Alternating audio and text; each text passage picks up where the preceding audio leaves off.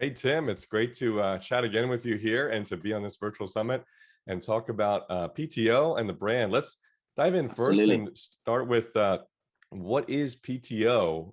Because I want to give the listeners some context here. What are you Yeah, for guys about sure. and who are you? For sure. Yeah, it's a fairly new organization. Think of golf and tennis, much like the ATP or the WTA in tennis. We are the PTO, Professional Triathletes Organization, and we're professionalizing the triathlon space. However, I think there's a few key differences with the PTO.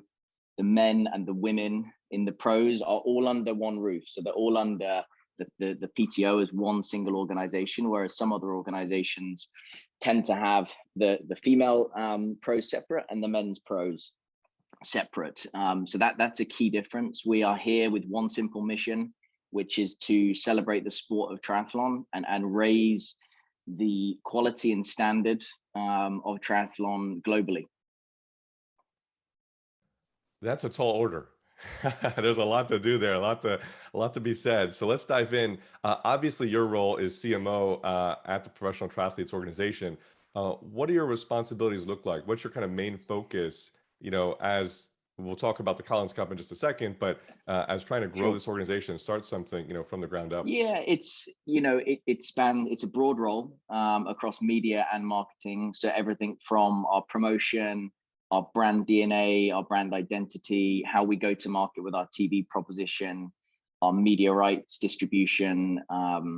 So it's really there to raise awareness of what we're doing, and to ultimately build a world-class fan proposition around our major events.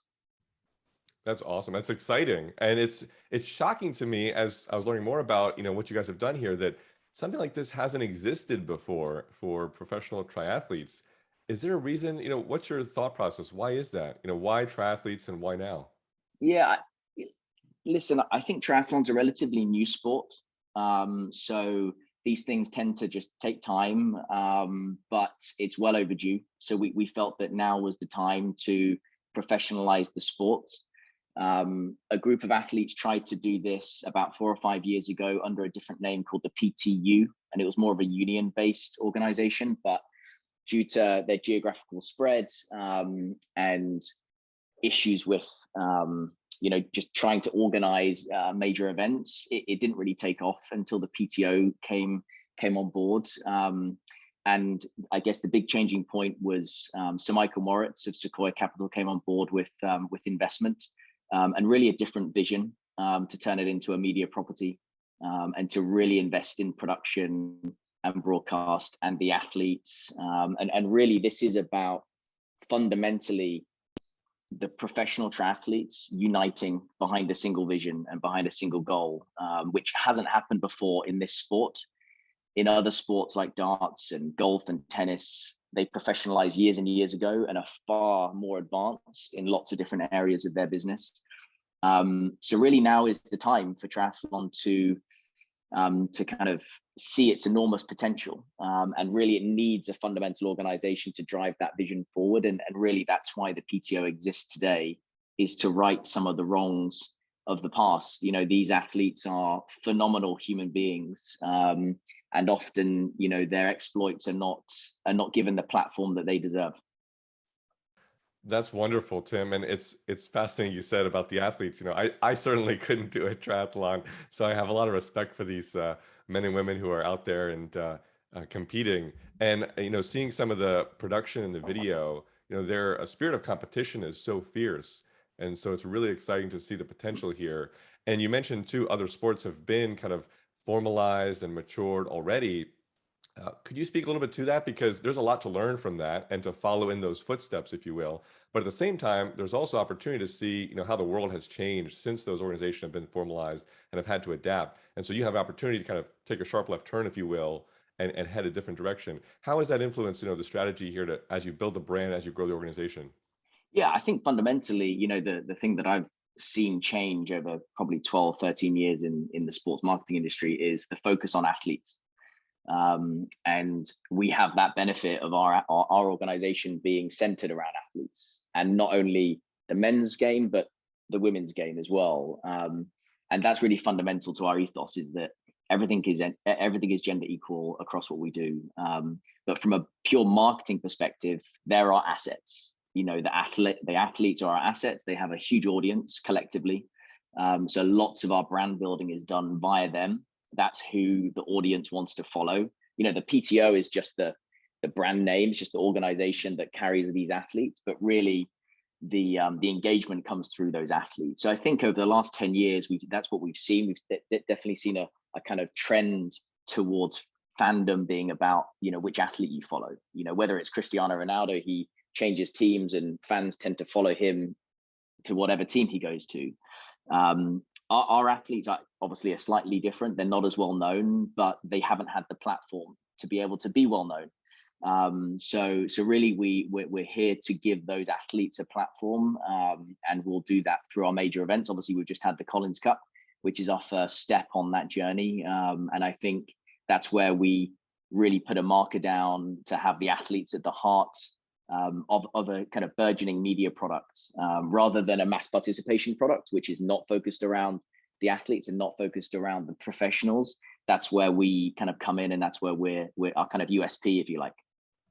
Yeah, no, I love it. I think what you're talking about is, the athletes have a real opportunity to establish themselves and build their own personal brands, and the PTO as an organization can help support that. And it's something really unique that in other sports, wasn't built from the ground up, I'd say, in terms of the organizations that support those sports. So it's a really interesting dynamic, really a true win-win-win between, the athletes and the audience and the organization itself. And you mentioned about mass participation. A lot of people, when you talk about, triathlons, triathletes, are familiar with Ironman. It's a really common name. But building a brand is extremely difficult, especially when there is that existing player, that existing entrant in the market. So what's the strategy with the PTO to build this brand and to differentiate yourself and to drive the awareness and the engagement and the loyalty that's For necessary to do sure. so? Listen, the reason why the PTO exists today is because of Ironman. It's because of the Olympics, I would say. But I would say our business model is fundamentally different, in that we are there to build a media proposition, and the economics of what we're going to do is built around broadcast, is built around sponsorship, and advertising, and building up that engagement around, I would say, 5 of the biggest majors that the sport's going to see in a calendar year. So fundamentally, it goes back to the same point as before. Our core strategy is about the pros. It's not about anything else. It's about giving them the platform to be seen and heard, and their stories to be told. In the mainstream press. It's not to say that before the PTO came into existence, no one knew who our athletes were. Certainly within the endemic triathlon media, that was the case, and every 4 years during the Olympics. But we want to give it that consistent annual feel, much like other sports. Whether it's motorsport, tennis, or golf, like we said before, they have a global tour that is seen, in households around the world. And the Collins Cup, for example, was the first time that's kind of been done on a huge scale. We were live in over 100 markets on some of the biggest broadcasters globally, for 7.5 hours in 22 different languages. We had a studio in Japan with Fuji TV, broadcasting live with Japanese commentary. We had beIN Sports in the Middle East with Arabic commentary for 7.5 hours, and our Eurosport deal allowed us to go into the homes of 60 markets, in 21 different languages. So again, it's localizing the product, it's making the product known, and telling those stories of all of our pros is really central to the strategies. It's a fairly, I would say, very succinct, focused business model, and it has the pros at the heart of our marketing and our brand storytelling. Yeah, could you give people a little bit of context? Because you mentioned the Collins Cup, your inaugural event here, a huge event, as you mentioned, it's extremely long, obviously being a triathlon. Could you give people some context of what that event was, how the team structure is set up and how the competition played out? Yeah, for sure. So this is, the Collins Cup has been quite a few years in the making. So through COVID and certain other reasons that I won't bore you with, it hasn't happened until this year. So the Collins Cup is 3 teams: Team Internationals, Team Europe, and Team USA. The format is based on a successful format in golf called the Ryder Cup, which really has been phenomenally successful, bringing not just golf fans into the sport, but general sports fans, because they back Europe or they back USA, and they become very patriotic to one particular team. And we saw that format being perfect for triathlon. So it really was a total reformatting of the sport. We went from an individual sport to a team sport, and really it's about the scoreboard narrative from the moment the first team heads off on the pontoon to the moment the last person finishes. That scoreboard is constantly ticking, constantly changing, and that's where the storytelling is different to a traditional triathlon. So it's a huge achievement to do that. There's a hell of a lot of work to tweak it and to refine it to make it as slick as what the Ryder Cup was or is, and the Ryder Cup is happening in shortly, and you can see the buzz around that, and that's really what we want to create. If we get even a small percentage of what the Ryder Cup does, we would have succeeded. And again, just to be really clear, the Collins Cup is the athletes' event.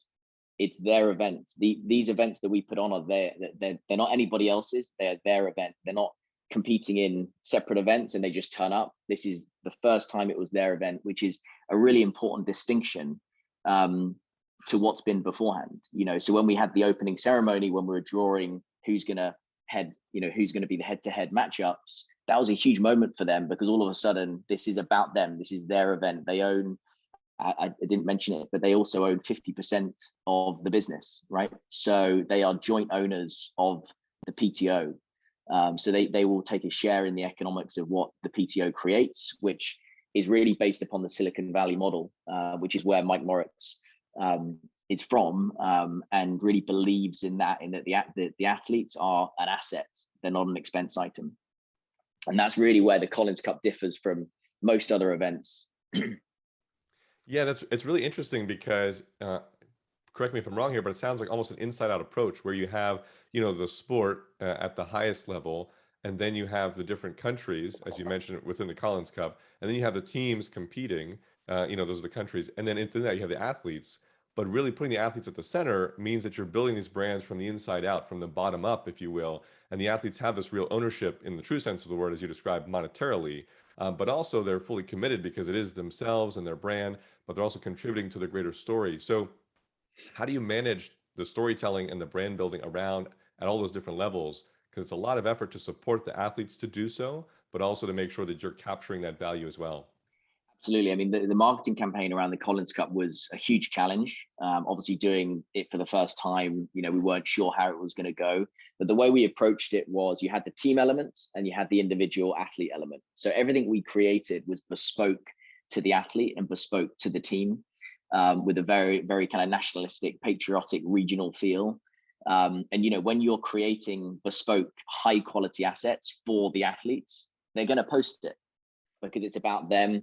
It increases their brand exposure, which in turn increases our reach, Right. and ultimately with the end goal and objective of driving tune in to the broadcast product, which in turn drives value for the broadcasters, drives value for advertising, and then in the end will hopefully drive value for us, the PTO, to help the economics of the sport grow.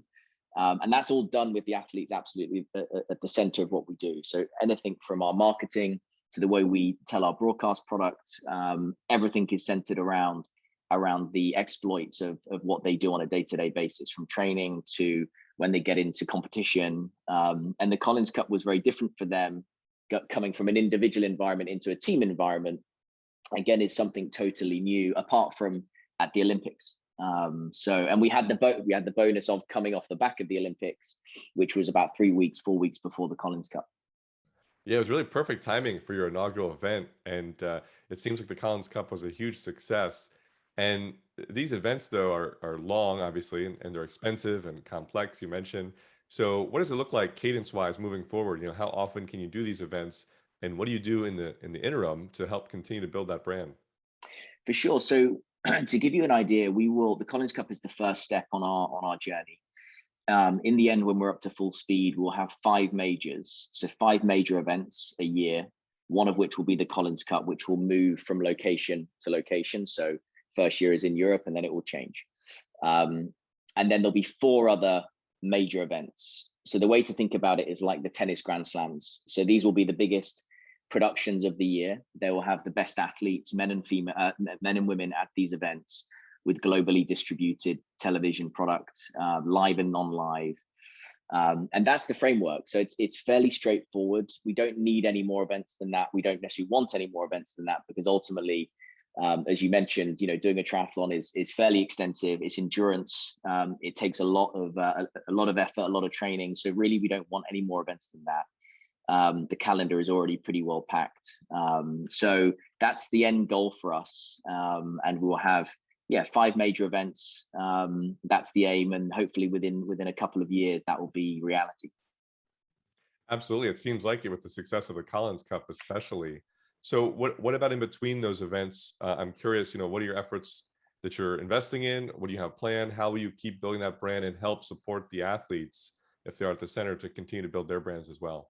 Absolutely. I think it's a combination of having those live peaks with the live events that we know are going to happen. That's when we know we're going to get the biggest audience. But in between those events, how do we keep the engagement high? And it would be a combination of a variety of different things. So data and technology would be up there. So how do we keep the rich data that happens all the time within triathlon consolidated into one space? And we have that with PTO stats. And then really long form storytelling. So we kind of delved into this with a series called Beyond Human, which I guess was the first time we had a super high quality Netflix style, 2-part series, which dived into 3 of the biggest names in the sport, which again is part of the strategy, right? People don't know who these athletes are outside of a small community, and we wanted to tell those stories. So I think it's about linking the non-live elements, the storytelling, the features, the magazine shows, the direct to athlete content with those live events. And if we can do that on a consistent basis, our thesis is that the live audience will go up, and ultimately we're creating value in the industry for individual sponsors, for broadcasters, for host cities who get more eyeballs on their events, on their city.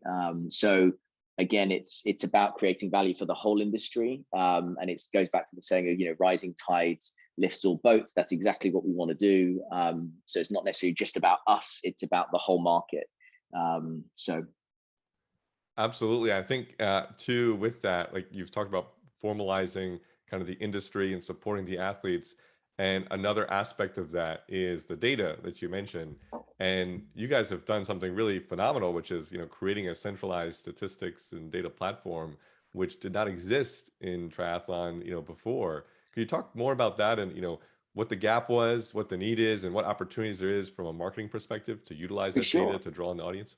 yeah, it was just so fragmented. It was just entirely fragmented. I think you mentioned it that any other sport pretty much, bar a few, would have a centralized platform or database you could go to consume your triathlon stats, and it just wasn't there. So what we've done is, with our very talented CTO, who's come from a huge gaming developing background, has created this consolidated PTO stats site, which has consolidated everything within middle to long distance triathlon since a long time ago. So you can go and search any results, any athlete. You can do head-to-head matchups.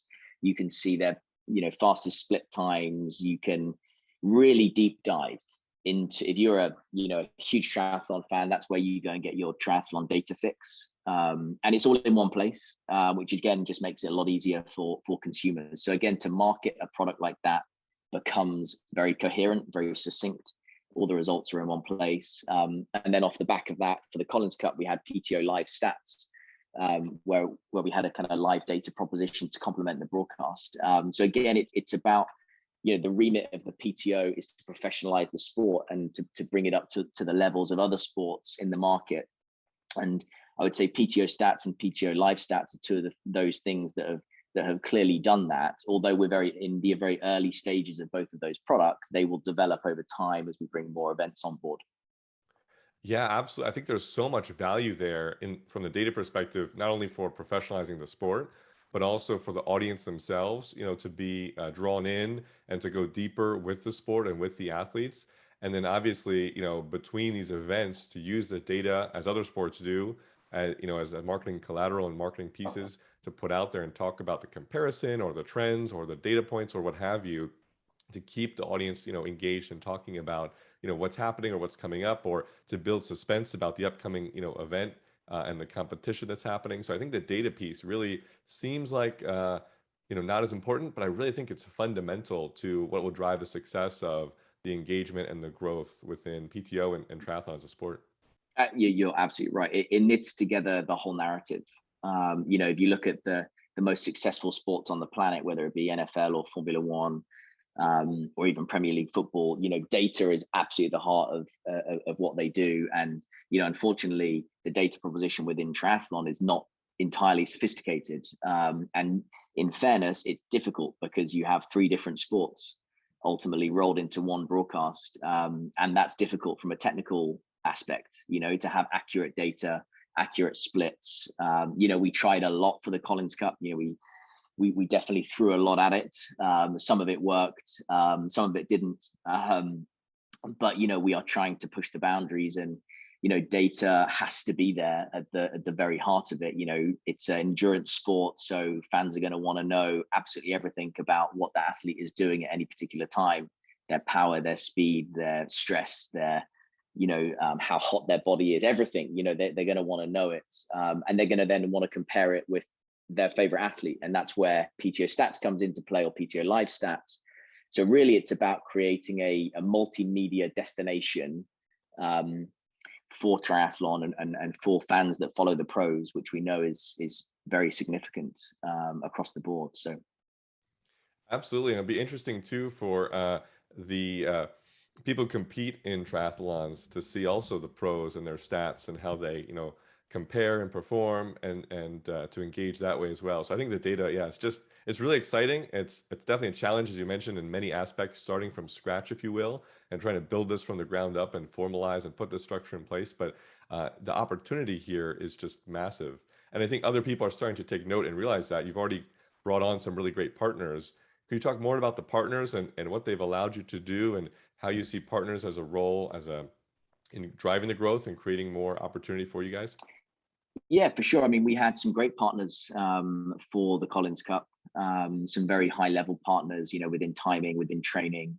We had Zwift, we had Tag Heuer, we had Whoop, we had Wahoo, we had Tiffany's who made our trophy. So we definitely had some very, very good partners. And to be honest, we see them as joint marketing partners. And we think we have an authentic story to tell with them together. So we certainly don't see it as a logo on the side of the course.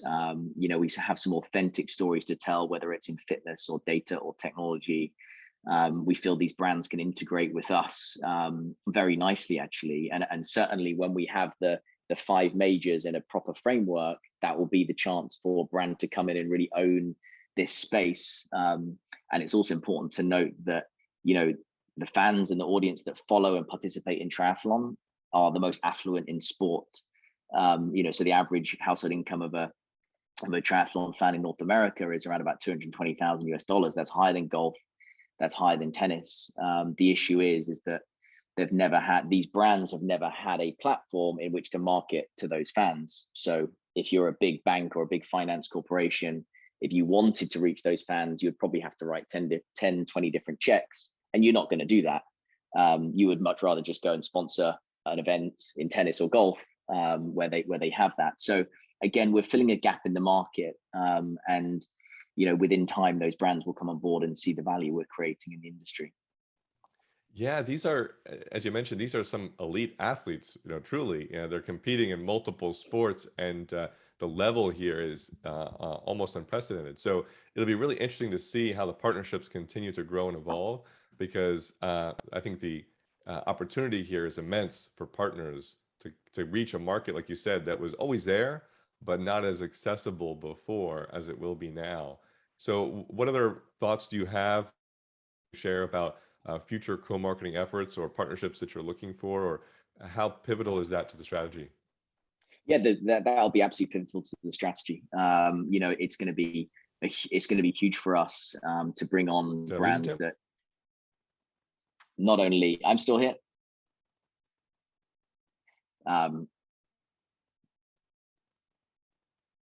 Tim, you there?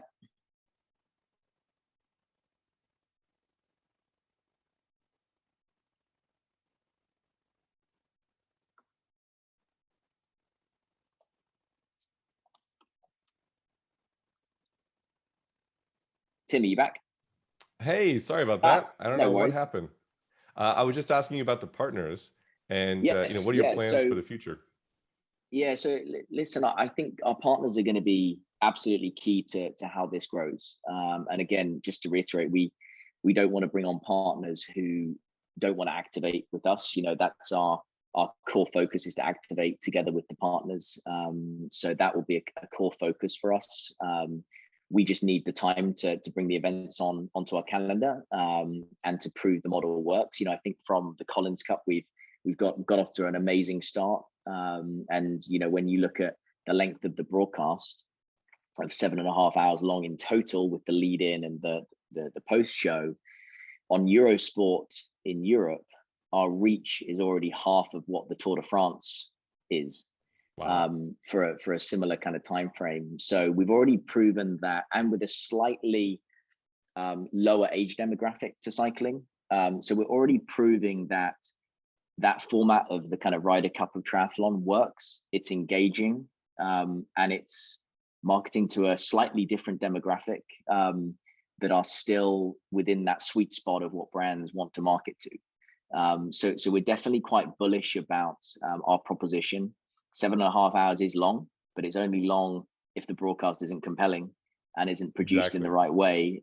So we feel with the right investment in the right areas within that production, we can create something truly unique, and that hasn't been done before. Yeah, I love what you said about 7.5 hours it's short if it is compelling, right? It's not long enough. Exactly. So that's the right attitude to have. Well, give me a sense for what do your metrics look like? Because, creating this organization, trying to grow the sport, trying to professionalize it, it's a tall order and there's a lot to do. But how do you measure success when you're talking about the brand of yourself, the sport, the athletes? What are the measurements that go behind that? It's a fascinating question, and there's lots of within marketing now. There's so many different metrics that you can be measured on. I think we are at the very start, right? So I don't want to get too ahead of myself by saying exactly what we want to do, but fundamentally, we need to get the building blocks in place here. So first of all, we need a calendar for 2022, which we'll be announcing quite soon. We've already announced one of the pro-ams, which is happening in May. So I think we have to kind of build step by step. But I would say our metrics are really, again, go back to the first point, based around the athletes. If you're walking down the street in whether it's London or New York or Sydney, can someone name one of our pro athletes? Are these athletes going to be globally known? That's our challenge. And if we can succeed with having the top 10 men and the top 10 women globally known, like they are in tennis and golf, we would have done our job, right? Because clearly, our promotion would have been good enough, our marketing would have been good enough, our distribution from a live standpoint would have been seen by enough people. So again, I think it goes back to that point about awareness of who these athletes are. At the moment, they're not known enough. They're known in their own circles, I would say. They've all got a very good social following, but they haven't had the platform. So now we need to provide them with that platform. It starts with the calendar. It starts with all of our content that we're going to be producing. For next year, we're absolutely going to move to kind of always on brand storytelling, athlete storytelling, 365 days a year kind of strategy, obviously with the live events. So we have to do that consistently for the next 5 years. If we do that consistently for the next 5 years with the right people, then I'm pretty convinced that the metric at the end of that will be that our athletes are globally known, and on the front and back pages of publications in great markets. I would say the other key point here is we want to be famous in the right markets. So US is a huge market for us. UK is a big market. Germany is a big market. So we're going to be quite focused on that journey, to make sure we are being efficient with our marketing spend. So we're going to grow pretty steadily, but we're going to go at quite a pace. Tim, I have to commend you because you said two things there which are rare and not attractive: fundamentals and consistency. And really, I think when we talk about building a business, building a brand, those are really two of the things that are most important. And especially starting, out as you guys have, trying to put your arms around something as massive as this whole sport. I think the fundamentals and the consistency are really paramount to build a brand that's going to be long lasting, that's going to add value for everyone and attract new people to a sport that has been, you know, frankly, left to the side a little bit because something like this hasn't existed before. So fundamentals and consistency, I think always work if you apply some thought and dedication to it. So I'm excited to see how this grows into the future. You mentioned also content, and so I just want to hit on content briefly because Yeah. an event is always, a great opportunity to take and produce content. When the event is 7.5 hours long, that's a whole different picture. You have a lot more content, all the teams, all the athletes. So could you talk to the content process? What does it look like to take this event, slice it up, produce content from it? Oh, it's from the Collins Cup was probably one of the most complex outside broadcasts that has ever been done, certainly in triathlon, ever. So yeah, it was, you're doing something for the first time, from filming you've got 12 matches, 3 athletes going off at the same time. Then the next match goes off 10 minutes after that. So at one point, you got 12 matches going on, all at a different stage. So from a live production standpoint, you need people who understand how to tell a story in a live environment, and that requires a pretty, I would say, specific skill set. And we're working with very experienced directors and producers. So Martin Turner, who ran Sky Sports Formula One for 35 years and building that proposition, is our executive producer. We have executives from the UFC. My background is from Formula E and SailGP and football. So it's about getting also amongst the right triathlon expertise, right? So we have a mixture of within the team, a mixture of people from outside of triathlon and a mixture of people from within inside triathlon. So it's important to get that right mix.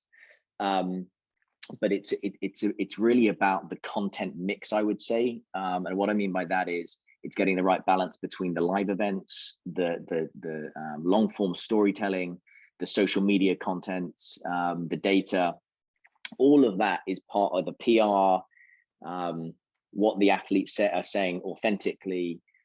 There's just so much there to organize. It requires a pretty succinct, coherent plan going into any calendar year of what we're going to do and when. We don't always get it right, but we'll certainly learn from the data, looking back at what worked. So Absolutely, yeah, and I think for future events too, to take those assets and repurpose them, reuse them, compare the statistics as we talked about, and the events that transpired before for the competition. You hit on something else interesting, talking about kind of the younger consumers compared to cycling, at least. Based on your experience, what company values matter the most to them? What will attract those users, that fan base, to the organization, to the sport? great question. I think that triathlon is a fascinating sport. It's not my background, but since I've been in it, it's been super interesting from a fitness standpoint, a technology standpoint, being outside, being fit and healthy. I think all these things are now very much at the forefront. Even for the last 2 years that everyone's been locked down, that has become even more important. So triathlon has grown. I think it's outgrown tennis and golf in the last 2 years. It's not necessarily a surprising stat, right? People want to go out there and swim, bike, and run to be healthy. So I think there's certainly some of the aspects, and it takes a huge amount of dedication to do triathlon. So our athletes are globally respected by their fan base, and they're extremely dedicated to following those pros to find out what makes them tick. Why do they do what they do? And I think that's again a core USP of this sport, is that these athletes are so unique. It's just that they haven't had the platform to tell their stories outside of the kind of core avid fan base. So yeah, I think it's a combination again of all those things. But I would say lockdown and what's happened with the pandemic has accelerated those trends. For sure. Yeah, it's like I said, it's so exciting, the opportunity here, and it's complex to interweave the brand building of the athletes. I like to focus on them individually, and as you said, in sports marketing, we've seen this evolution especially over recent years with, major brands realizing this and capitalizing on that. I think it's going to be a core value that you can add to the sport, and it'll drive tons of value, I think, for you as an organization. Uh, and now that we're hopefully, getting our arms around COVID the lockdown, what does 2022 look like? You mentioned the calendar, but what are your plans for growth? Where are you going to invest more? What channels do you think will be most effective? Is it partnerships? Talk to us about, what the next year looks like. Yeah, I think I think we need to put some of the building blocks in place. So that's getting our events on the calendar to begin with. We have a big moment at the end of this year, which is our kind of race to the rankings, which is a $2 million bonus pool, which ends on the 31st of December. So that's, I would say, the next milestone post Collins Cup is that all of the athletes now are trying to be number one by the end of the year, which kind of ties everything together of what we're doing, right? So the bonus pool, the rankings, is something there that again wasn't there before the PTO came in. So if you finish number one at the end of the year and you're number one female, you've got $100,000 US. The same for the male side. So that's certainly the first milestone. And then once we get into 2022, we have our LA Herbalife Triathlon, which is a pro-am where we'll have a celebrity involvement there in May. And then we'll be announcing the other events quite soon. In terms of growth, now is the time that we put some fuel behind this and really go to market. Now we know what works. The Collins Cup was a great kind of first go for us. Now we have a formula, I think, that works. We have all of our broadcast partners globally, and really it's about nurturing those partnerships. So we want great partners like Eurosport and Discovery in key markets. We had Sky New Zealand in New Zealand, we had Fox in Australia, Fuji TV in Japan, CBS and outside in the US, amongst lots of others. We want them to be our marketing partners as well as our TV distribution partners. So it's about, again, giving a lot of fuel and energy to what we're doing, but it's all based around those live events, the non-live storytelling, and giving the athletes the platform that they deserve. I love it. Well, Tim, in the final minute and a half here, what would you say is the biggest takeaway or the biggest lesson that you would share with other executives, marketers who are trying to build a brand? You have a huge task here in front of you. What's your takeaway for them?